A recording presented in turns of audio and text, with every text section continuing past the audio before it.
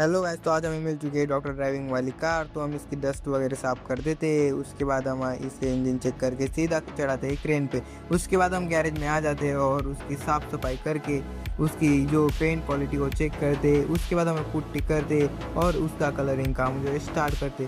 तो गाइस हमारा कलरिंग काम जो हो गया है। अब इसका हम इंजन फिट करते हैं। इंजन फिट करने के बाद इसका इंटीरियर जो है क्लीन करते हैं। तो गाइस सब काम हो के हमारी कार जो रेडी है। अगर आपको कार अच्छी लगी हो तो कमेंट में बताना।